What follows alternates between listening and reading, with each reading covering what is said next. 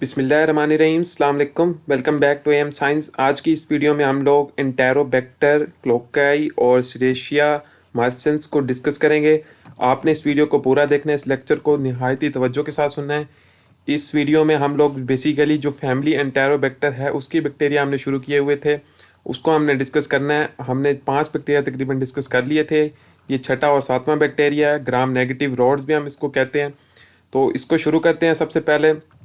और अगर हम यहाँ से सबसे पहले अगर इस स्लाइड पे हम मूव करें तो इंटेरोबैक्टर क्लोकियाई और सीरेशिया मार्सेंस, ये जो दो बैक्टीरिया हैं ये बेसिकली ग्राम नेगेटिव रॉड हैं और related to enteric tract. Basically ये एंटेरिक ट्रैक में कोई डिजीजेस नहीं करवाते लेकिन उससे रिलेटेड है, क्योंकि इसका हैबिटेट जो है वो एंटेरिक ट्रैक होता है, यानी स्मॉल इंटेस्टाइन या कोलोन वगैरह, वो आगे चल के हम डिस्कस करेंगे।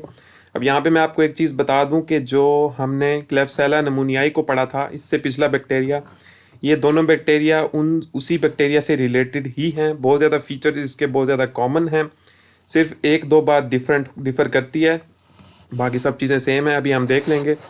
अगर हम सबसे पहले इसकी डिजीज़ की बात करें तो यहाँ पे जो इसकी डिजीज़ होती हैं, सबसे पहले आउटसाइड द एंटेरिक ट्रैक होंगी, यानी इंटेस्टाइन के अंदर ये डिजीज़ नहीं करवाता। आउटसाइड द एंटेरिक ट्रैक में सबसे पहली है नमूनिया। अब आप देखते जाएंगे कि मैक्सिमम जो चीज़ें हैं वो रिपीट होंगी क्लेब्सिला नमूनिया वाली, क्योंकि ये उससे बहुत ज़्यादा रिलेटेड है। तो आपकी अगर आपने वो वीडियो देखी है तो आपकी ये रिपीटेशन से आपका ये टॉपिक पक्का हो जाएगा। अगर नहीं देखी तो फिर भी ये आपके लिए यूज़फुल है, आप मतलब हर चीज़ आपकी यहाँ पे क्लियर हो जाएगी। नमूनिया जो है, नमूनिया क्या था, हमने देखा था कि नमूनिया मींस कि लंग्स के अंदर जो इन्फ्लेमेशन हो जाना, उसका एग्जीड्यूट बन जाना इन्फ्लेमेशन के नतीजे में, कहाँ पे इंट्रा एलुलर स्पेस के दरमियान, उसको बोला जाता है नमूनियाई। तो पहली डिजीज नमूनिया होगी। अब जो नमूनिया से रिलेटेड कुछ चीज़ें हैं ना, वो आपको याद होनी चाहिए कि नोसोकोमियल इन्फेक्शन होगा, यानी हॉस्पिटल एक्वायर्ड नमूनिया होगा पेशेंट को, ना कि कम्युनिटी एक्वायर्ड होगा, जो कि 72 घंटे के दौरान पेशेंट में जाहिर होना शुरू हो जाता है। उसके बाद जो है उसमें एब्सेस बनेगी लंग्स में। अब एब्सेस क्या होती है, ये एक टर्म हम बहुत ज़्यादा डिस्कस करते आ रहे हैं, अब तक आपको ये टर्म याद हो जानी चाहिए कि एब्सेस जो है सेंट्रल रेज्ड एरिया होता है नेक्रोसिस का, जिसमें वाइटिश पस बनती है और उसके इर्द गिर्द एरिथीमा यानी रेडनेस मौजूद होती है। अगला जो फीचर है कि रेड कलर जेली स्प्यूटम बनेगा, जैसा कि हमने क्लेब्सिला नमूनियाई में देखा था। अगर हम उसको जो है स्ट्रेप्टोकोकस नमूनियाई के साथ डिस्कस करें तो वहाँ पे रस्ट कलर स्प्यूटम था और यहाँ पे रेड करेंट जेली स्प्यूटम होता है। इसके अलावा इन्फ्लेमेशन एंड नेक्रोसिस के नतीजे में ये बनता है। एल्कोहलिक्स में ये बहुत ज़्यादा डिजीज़ होती है नमूनिया वाली, क्योंकि वहाँ पे टी सेल जो है बहुत ज़्यादा कम बनते हैं और इम्यूनिटी जो है वो रिड्यूस हो जाती है। अगली जो चीज़ है, जो दूसरा इन्फेक्शन ये करवाता है आउटसाइड द एंटायर ट्रैक, वो है यूटीआई। अगेन यूटीआई जो है वो लेस कॉमन पैथोजन है यूटीआई के लिए, लेकिन ये यूटीआई जब भी करवाएगा वो होगा हॉस्पिटल एक्वायर्ड यानी नोसोकोमियल। अब यूटीआई के कुछ फीचर्स यहाँ पे शो होंगे, जिसमें यूरिथ्राइटिस होगा, यूरिथ्रा की इन्फ्लेमेशन हो जाएगी, पाइलोनेफ्राइटिस हो जाएगा, नेफ्रॉन की इन्फ्लेमेशन हो जाएगी और सिस्टाइटिस हो जाएगा, यानी गाल ब्लैडर नहीं सॉरी यूरिनरी ब्लैडर की इन्फ्लेमेशन हो जाएगी यहाँ पे। तो यूटीआई का जो मोस्ट कॉमन काज है वो इकोलाई बैक्टीरिया है, लेकिन ये लेस फ्रीक्वेंटली ये बैक्टीरिया भी काज करता है। नेक्स्ट है कि अभी हमने ये जितनी भी डिजीज़ देख रहे हैं ये दोनों बैक्टीरिया की इकट्ठी देख रहे हैं, जहाँ पे इन दोनों के दरमियान फ़र्क आएगा वो मैं आपको बता दूंगा। आखिरी डिजीज़ है सेप्सिस। सेप्सिस भी बहुत ज़्यादा कॉमन है, लेकिन ये इतना स्पेसिफिक नहीं है। ये भी हॉस्पिटल एक्वायर्ड पेशेंट्स में होगी, जिसमें पेशेंट को बुखार होगा, फीवर होगा, हाइपोटेंशन जो है उसका ब्लड प्रेशर लो हो जाएगा और डिसेमिनेटेड इंट्रावेस्कुलर कोएगुलेशन, यानी वेसल्स में क्लॉट्स बन जाएंगे, पूरी बॉडी में फैल जाएंगे और सेप्टिक शॉक यानी मल्टीपल ऑर्गन फेलियर्स हो जाएगा। तो इसमें जो स्पेसिफिक डिजीज़ है वो नमूनिया ही है, और बाकी जो यूटीआई और सेप्सिस है वो बहुत ही ज़्यादा अनकॉमन होते हैं। तो एंटेरोबैक्टर, क्लेब्सिला और सीरेशिया, इन तीनों में नमूनिया जो है बहुत कॉमन है, वो भी हॉस्पिटल एक्वायर्ड, उसके साथ ये फीचर्स याद रखने हैं। हैबिटेट और ट्रांसमिशन की बात करें तो हैबिटेट जो है इसका अपर रेस्पिरेटरी ट्रैक है, क्योंकि ये नमूनिया करवा रहा है।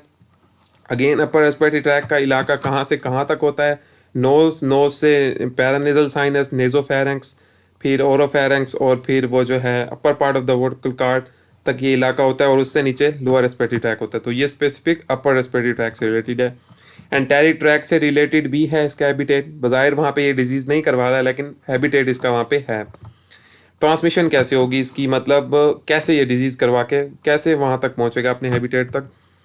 तो एस्पायरेशन हो जाएगी। अब एस्पायरेशन एक टर्म है जिसमें ब्रीथिंग या कोई ऐसा फॉरेन ऑब्जेक्ट हम सक कर लें या सक फूड कर लें जो कि एयरवे में चली जाए, एसोफेगस की बजाय ट्रैकिया में चली जाए, तो उससे ये फिर लंग्स की तरफ चला जाता है और उसको एस्पायरेशन बोला जाता है, यानी कोई भी फॉरेन ऑब्जेक्ट को इनहेल कर लेना। तो उससे जो है नमूनिया वगैरह हो सकता है। अब हम नमूनिया के ट्रांसमिशन देख रहे हैं इस वक्त। उसके बाद जो है रेस्पायरेटरी ड्रॉपलेट्स की इनहेलेशन से नमूनिया हो जाएगा।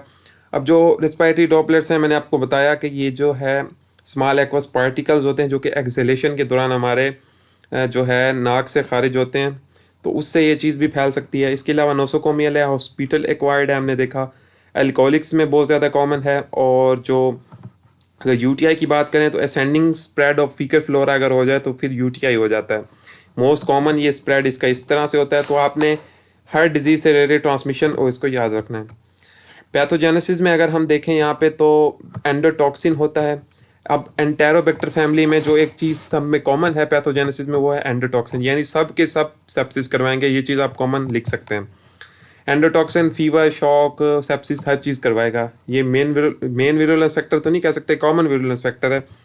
इसके बाद लार्ज कैप्सूल जो मेन विरुलेंस फैक्टर है, जो कि बेसिकली चाहे वो नमूनिया हो चाहे वो यूटीआई हो, वो सब चीज़ें करवाएगा। कैसे करवाएगा कि वो फेगोसाइटोसिस नहीं होने देगा। मेन इसका जो काम होता है फेगोसाइटोसिस को रोकना। होस्ट जो है इंजेक्शन नहीं कर पाएगा इस बैक्टीरिया की और वो उसका डिफेंस नहीं हो पाएगा, तो जाहिर बात है ये इन्फ्लेमेशन स्टार्ट कर देगा। और फिर होता है प्री डिस्पोजिंग फैक्टर जो कि इसकी डिजीज़ को बायस करने का बायस बनेंगे।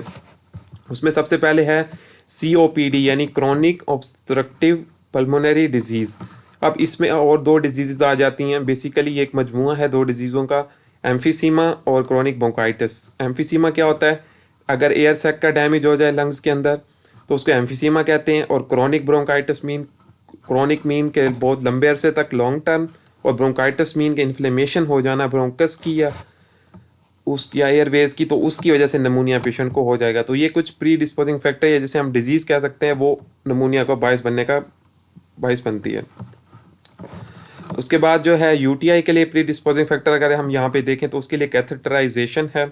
अगेन मैं आपको बता देता हूँ, अगर आप न्यू हैं तो इस वीडियो पे आए हैं, तो कैथेटराइजेशन ये चीज़ होती है कि आप जो यूरिथ्रा के अंदर कैथेटर पास करते हैं उन पेशेंट्स का जिनका यूरिन का मसला होता है यूरिन की ड्रेनेज के लिए, तो उसको बोला जाता है कैथेटराइजेशन। उसकी वजह से यूटीआई होने का बहुत ज़्यादा चांस होता है और इस बैक्टीरिया की वजह से लेस कॉमन है लेकिन होता है। इसके अलावा प्रोस्टेटेक्टमी, यानी प्रोस्टेटेक्टमी क्या होती है कि प्रोस्टेट को पूरा निकाल देना। एक्टमी मीन निकाल देना और प्रोस्टेट मीन जो हमारा प्रोस्टेट ग्लैंड है, तो उसकी वजह से भी यूटीआई हो सकता है क्योंकि ये बहुत ज़्यादा कॉमन है ये प्रोस्टेक्टमी। तो इसके लिए आपने ये चीज़ याद रखनी है। तो दो प्रीडिस्पोजिंग फैक्टर और दो पैथोजेनेसिस के लिए दो चीज़ें आपने याद रखनी है। नेक्स्ट चलें, अगर हम एंटीजन में आएँ तो जो क्या कहते हैं फैमिली एंटेरोबैक्टर जो है उसमें एंटीजन जो है 3 किस्म के होते हैं। अब यहाँ पे एक चीज़ बड़े काम किया है। अगर आप क्लैप्सिला से अब यहाँ पे थोड़ा सा डिफर करेंगे, क्लैप्सिला जो था उसमें cell wall antigen, somatic O antigen present था जो कि आउटर पोर्शन ऑफ लाइपोपॉलीसेकेराइड था, सीरोलॉजिकल टाइपिंग कर रहा था। ये तकरीबन सब एंटेरोबैक्टर में कॉमन आ रहा है। फ़र्क कहाँ आता है, एच एंटीजन जो कि फ्लैजेलर प्रोटीन है, क्योंकि कुछ बैक्टीरिया मोटाइल हैं कुछ नॉन मोटाइल हैं। तो स्पेसिफिकली सिरेशिया हो गया चाहे वो एंटेरोबैक्टर हो गया, ये दोनों ही मोटाइल हैं। अगर आप क्लैप्सिला से इसको कंपेयर करें तो वहाँ पे जो था वो था इमोबाइल, यानी उसके अंदर नो एच एंटीजन था। तो ये चीज़ आपने मेन याद रखनी है। अभी तक हमने जितने फीचर्स डिस्कस किए थे वो हमने क्लैप्सिला वाले तकरीबन सेम ही थे, सब में वो चीज़ें सेम थी। लेकिन ये पहली बात जो भी डिफ़र कर रही है वो ये आ गई है, आपने इसको नोट कर लेना। अगली जो चीज़ है कि कैप्सूल और के पॉलीसेकेराइड एंटीजन, जो कि हमने देखा कि मेन विरुलेंस फैक्टर था जो कि एपिडेमियोलॉजिकल पर्पस के लिए यूज़ हो रहा था। तो मेन चीज़ आपने एच एंटीजन याद रखना है। इसमें तीनों किस्म के एंटीजन इसमें पाए जाते हैं। अब आते हैं करेक्टरिस्टिक्स की तरफ। अब करेक्टरिस्टिक्स में अगर हम देखें तो सबसे पहले है mobile gram negative rod. Again वही बात है कि करेक्टरिस्टिक इसकी एक मेन ही है इन दोनों की जो डिफ़र करती है क्लैप्सिला से। बेसिकली ये तीनों बैक्टीरिया का फंक्शन, पैथोजेनेसिस, डिजीज़, हैबिटेट सब कुछ सेम आ रहा था। लेबॉरेटरी डायग्नोसिस भी इसमें थोड़ी सी डिफरेंट है, वो हम देखेंगे अभी नेक्स्ट। और ट्रीटमेंट और प्रिवेंशन भी सेम होती है इसकी क्लैप्सिला की तरह। तो मोबाइल है ये दोनों बैक्टीरिया। उसके बाद जो लार्ज पॉलीसेकेराइड कैप्सूल है ये कॉमन है क्लेब्सिला की तरह। अब जो है चार वो हमारी मशहूर ज़माना वाली जो हैं वो करेक्टरिस्टिक्स जो कि एंटेरोबैक्टर फैमिली में कॉमन आ रही हैं। पहली फैकल्टेटिव एनारोब, हर ग्राम नेगेटिव फैमिली जो है, ग्राम नेगेटिव नहीं सॉरी, फैमिली एंटेरोबैक्टर में आप लिख सकते हैं ये चार करेक्टरिस्टिक्स। फैकल्टेटिव एनारोब यानी ऑक्सीजन की गैर मौजूदगी ज़रूरी है भी और नहीं भी। और रिड्यूस नाइट्रेट्स टू नाइट्राइट्स में अगर इनको एनर्जी चाहिए होगी तो नाइट्रेट्स को नाइट्राइट्स में कन्वर्ट करेंगे, फर्मेंट करेंगे ग्लूकोज या शुगर मालिक्यूल्स को, उसके नतीजे में एसिडिक बाई प्रोडक्ट्स बनाएंगे। पीएच फिनोल इंडिकेटर जो रेड होगी उसको येलो कर देंगे। और जो है साइटोक्रोम ऑक्सीडेज नेगेटिव टेस्ट होगा, यानी जो कलर कंपाउंड है वो बिल्कुल नहीं बनेंगे इंडोफिनोल के ब्लू के साथ। तो ये चार करेक्टर्स फैमिली एंटेरोबैक्टर वाली, और एक जो मेन इसकी स्पेसिफिक है इन दोनों की वो है mobile gram negative rod. Next चलते हैं लेबॉरेटरी डायग्नोसिस। अब यहाँ पे लेबॉरेटरी डायग्नोसिस की काफ़ी इंटरेस्टिंग है और काफ़ी ज़्यादा इसके टेस्ट हैं। अभी मैं आपको बताऊँगा जो जनरल हैं, और कुछ ऐसे टेस्ट हैं जो स्पेसिफिक हैं, मतलब थोड़े से डिफ़र करते हैं इसे क्लेब्सिला से। सबसे पहले है gram negative gram stain smear and culture. Of course कि ग्राम नेगेटिव जो है बैक्टीरिया को हम ग्राम पॉजिटिव से अलग कर रहे हैं तो ग्राम स्टेनिंग करेंगे। उसके बाद जो स्पेसिफिक टेस्ट है लैक्टोज फर्मेंटिंग, ये क्लेब्सिला भी था, ये सिरेशिया भी है, ये एंटेरोबैक्टर भी है। क्या है कि ये कलरलेस कॉलोनीज बनाएगा। ईएमबी यानी योसिन मिथाइल ब्लू और मैकोनिकी एगार पे ये चीज़ कॉमन आ गई। उसके बाद बायोकेमिकल रिएक्शन करेंगे डिफ्रेंशिएट करने के लिए, क्योंकि बहुत ज़्यादा बैक्टीरिया भी लैक्टोज फर्मेंटिंग होते हैं तो उससे डिफ़र करने के लिए बायोकेमिकल टेस्ट करते हैं। उसके बाद टीएसआई एगार। अब ये चीज़ बड़ी मेन पॉइंट है। पहला हमने मोबाइल वाला देख लिया, मोबाइल ग्राम नेगेटिव रॉड। दूसरी जो डिफ़र करती है वो है टीएसआई एगार। अब ये एंटेरोबैक्टर का अलग है और जो है सिरेशिया का अलग है। टीएसआई मीन के ट्रिपल शुगर आयरन एगार, ये मोस्ट एंटेरोबैक्टर फैमिली में बहुत ज़्यादा स्पेसिफिक टेस्ट माना जाता है। इसमें क्या होगा, अगर एंटेरोबैक्टर की बात करें तो एसिड स्लैंट और एसिड बट बनेगी विद गैस। गैस तो होगी लेकिन H2S नहीं होगी, क्योंकि ब्लैक FES बट के अंदर नहीं बनेगा। अब ये जो चीज़ है ये क्लेब्सिला में भी कॉमन है, इकोलाई में भी कॉमन है और एंटेरोबैक्टर में भी कॉमन है। ये तीनों में ये टेस्ट सेम होता है। अगर हम सिरेशिया की बात करें तो वहाँ पे होता है अल्कलाइन स्लैंट, एसिड बट, बाकी सारे फीचर वही हैं, सिर्फ अल्कलाइन स्लैंट हो जाता है। वहाँ पे एसिड स्लैंट था, यहाँ पे अल्कलाइन स्लैंट है। तो ये चीज़ आपने याद रखनी है, क्योंकि बेसिकली जहाँ पे हम स्पेसिफिक टेस्ट पे अगर आ जाएं, क्योंकि जहाँ बहुत ज़्यादा चीज़ें सेम हो जाएं तो एक स्पेसिफिक चीज़ बहुत ज़्यादा इंपॉर्टेंट हो जाती है फिर। तो इस चीज़ का आपको पता होना चाहिए, तभी इसका कलर ग्रीन किया यहाँ पे। दूसरा टेस्ट जो है सिरेशिया के लिए स्पेसिफिक के red colonies, red pigmented colonies ये बनाता है। आपने इस वीडियो के थंबनेल में भी देखा होगा। अभी मैं आपको एक नेक्स्ट पिक्चर भी दिखाऊंगा जिसके अंदर मैं आपको दिखाऊंगा कि रेड कॉलोनीज ये किस तरह बनाता है। अभी अगर मैं आपको जल्दी से दिखा दूं, ये वाली पिक्चर आपने थंबनेल में भी देखी होगी। इस पिक्चर में आप देख सकते हैं ये रेड किस्म की कॉलोनीज दिखाई गई हैं। बेसिकली ये सिरेशिया मर्सिसेंस की हैं। ये लेविंसन की बुक से ये पिक्चर ली गई है, तो बहुत ही ज़्यादा ऑथेंटिक है। ये आप कॉलोनीज यहाँ पे देख सकते हैं और इस चीज़ से याद रख सकते हैं। आप वापस आते हैं जो बाकी टेस्ट हमारे थे, जो है म्यूकॉइड और विस्कस कॉलोनीज बनेंगी पॉलीसेकेराइड कैप्सूल ज़्यादा होने की वजह से क्लेब्सिला की तरह। उसके बाद यूरिएज पॉजिटिव होगा, यानी यूरिया को अमोनिया और कार्बन डाइऑक्साइड में कन्वर्ट कर देगा यूरिएज की मदद से। और उसके कंपोनेंट यूरिया और पीएच इंडिकेटर फिनोल है। इसके बाद पिंक मैनिटोल एगार पे होगा। उसके बाद जो है एक्सरे वगैरह कर सकते हैं, नमूनिया हो रहा है तो पेशेंट को। हम ये जो चारों चीज़ें हैं ये हमने क्लेब्सिला में भी देखी थी, इसमें कॉमन है। उसके बाद क्वांटिटेटिव कल्चर ऑफ यूरिन कर सकते हैं यूटीआई को चेक करने के लिए, इन्फेक्शन को। उसके बाद जो है ब्लड का या पस वगैरह का कल्चर कर सकते हैं सेप्सिस वगैरह को चेक करने के लिए। तो अगर एज अ होल हम देखें कि इतनी बड़ी कहानी में हमें जो है जो मेन चीज़ याद रखनी है ना, जो कि मेन है वो है टीएसआई एगार, एंटेरोबैक्टर और सिरेशिया का, और उसके बाद रेड पिगमेंटेड कॉलोनीज। बाकी सारी कहानी जो है क्लेब्सिला वाली सेम ही है। नेक्स्ट चलते हैं ट्रीटमेंट की तरफ। ट्रीटमेंट में जो है इसकी सेफेलोस्पोरिन, थर्ड जनरेशन सेफेलोस्पोरिन अकेले भी दे सकते हैं या उसके साथ अमाइनो ग्लाइकोसाइड यानी प्रोटीन सिंथेसिस इनहिबिटर को भी दे सकते हैं। क्लेब्सिला की तरह ये भी सेम ही है। उसके बाद एंटीबायोटिक सेंसिटिविटी टेस्ट करेंगे, ताकि ऐसे पेशेंट जिनको एलर्जी या हाइपर सेंसिटिविटी का सामना है तो उसको चेक कर सकते हैं। Multiple drug resistance most common याद रखना है, चाहे वो क्लेब्सिला हो, सिरेशिया हो, एंटेरोबैक्टर हो, मल्टी ड्रग रेजिस्टेंस पाई जाती है इनमें। अभी तक हम जितने भी बैक्टीरिया इस फैमिली के देख रहे थे सब में थी। इसमें बहुत ही ज़्यादा है कि किस वजह से होती है, प्लाज्मा इनकोडेड एंजाइम यानी बीटा लैक्टामेजेस की वजह से। तो ये चीज़ आपने याद रखनी है। उसके बाद जो है प्रिवेंशन में जो है इसके खिलाफ कोई वैक्सीन तो अवेलेबल नहीं है, इसीलिए आप अल्कोहल जो है जिसकी वजह से नमूनिया होता है, इम्यूनिटी कम होती है, तो आप उसको कम से कम पी के इस इन्फेक्शन से बच सकते हैं। और अगर यूटीआई से बचना है तो यूरिनरी इंट्रावीनस जो कैथेटर हम पास करते हैं उसको रिमूव किया जाए प्रॉम्प्टली, यानी सही वक्त पे, बहुत तेज़ी के साथ रिमूव ना किया जाए, तो इस चीज़ से आप बच सकते हैं। यहाँ पे हुआ है बैक्टीरिया ख़त्म। हम इसको क्विकली रिव्यू कर लेते हैं। आई होप कि आपका क्लेप्सिला, एंटेरोबैक्टर और सीरेशिया बहुत ही आसान वे में क्लियर हो चुका होगा, क्योंकि ये रिपीटिशन एक तरह का रिपीटिशन थी हमारी पिछले लेक्चर की, तो अभी तक आपका ये पक्का हो जाना चाहिए। तो सीरेशिया मार्सेंस और एंटेरोबैक्टर क्लोकियाई, इसमें जो है ग्राम नेगेटिव रॉड हैं, ये एंटेरी ट्रैक से रिलेटेड हैं। डिजीज़ जो हैं ये आउटसाइड एंटेरी ट्रैक ही करवाएंगे। और उसमें सबसे पहली नमूनिया, उसके फीचर क्या होंगे कि नोसोकोमियल होगा, उसमें पस वगैरह एब्सेस बनेगी, रेड करेंट जेली स्प्यूटम होगा, एल्कोलिक्स में कॉमन होगा। दूसरा जो इन्फेक्शन करवाएगा यूटीआई करवाएगा, लेकिन वो लेस कॉमन है। इसके अलावा सेप्सिस भी हो सकती है पेशेंट को, तो मोस्ट स्पेसिफिक नमूनिया याद रखना है। हैबिटेट में हमने देखा कि इसका हैबिटेट जो है अपर रेस्पिरेटरी ट्रैक है और एंटेरी ट्रैक है। बज़ाहिर एंटेरी ट्रैक में ये कोई डिजीज़ नहीं करवाता। ट्रांसमिशन कैसे होगी कि नमूनिया के लिए एस्पायरेशन हो सकती है, एस्पायरेटरी ड्रॉपलेट्स आ सकते हैं, नोसोकोमियल हो सकता है, अल्कोहलिक्स हो सकता है।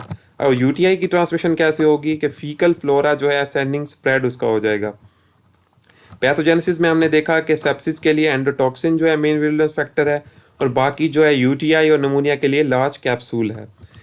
प्रीडिस्पोजिंग फैक्टर के लिए हमने देखा कि जो सीओपीडी है यानी एम्फिसियमा क्रोनिक ब्रोंकाइटिस वो नमूनिया करवाएगा, और कैथेटराइजेशन और प्रोस्टेटेक्टमी जो है यूटीआई करवाएगा। एंटीजन में हमने देखा कि इसमें तीनों किस्म के एंटीजन हैं, cell wall antigen, O antigen, H antigen और कैप्सुलर एंटीजन।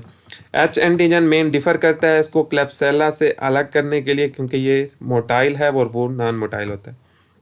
कैरेक्टरिस्टिक्स में देखा ये मोबाइल ग्राम नेगेटिव रॉड है, लार्ज कैप्सूल है। बाकी चार मशहूर ज़माना कैरेक्टरिस्टिक्स, फैकल्टेटिव एनारोब है, रिड्यूस नाइट्रेट्स टू नाइट्राइट्स करता है, फर्मेंट करता है ग्लूकोज को, और साइटोक्रोम ऑक्सीडेज नेगेटिव है। लेबोरेटरी डायग्नोसिस में हमने देखा कि ग्राम स्टेनिंग कर सकते हैं हम इसकी, लैक्टोज फर्मेंटिंग है, बायोकेमिकल रिएक्शन कर सकते हैं, और टीएसआई अगर मोस्ट स्पेसिफिक है।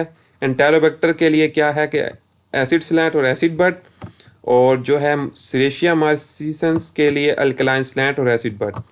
उसके बाद रेड पिगमेंट इन कॉलोनीज सीरेशिया मार्सिसेंस के लिए आप याद रख सकते हैं, ये दो टेस्ट बहुत इंपॉर्टेंट और बहुत स्पेसिफिक हैं।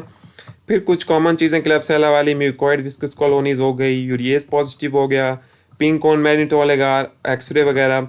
इसके अलावा क्वांटिटेटिव कल्चर ऑफ यूरिन और पस और ब्लड का कल्चर। तो ये कुछ टेस्ट आप याद रख सकते हैं, लेकिन मेन जो हैं 2-3 टेस्ट ये वाले हैं। ये वाली पिक्चर में हमने देखा कि रेड पिगमेंटिंग कॉलोनीज जो सीरेशिया की बन रही थी, आप इसको याद रख सकते हैं। ये चीज़ हॉस्पिटल के लिए भी आप याद रख सकते हैं। ट्रीटमेंट में हमने देखा कि सिफेलोस्पोरिन दे सकते हैं अकेले या उसके साथ अमाइनोग्लाइकोसाइड।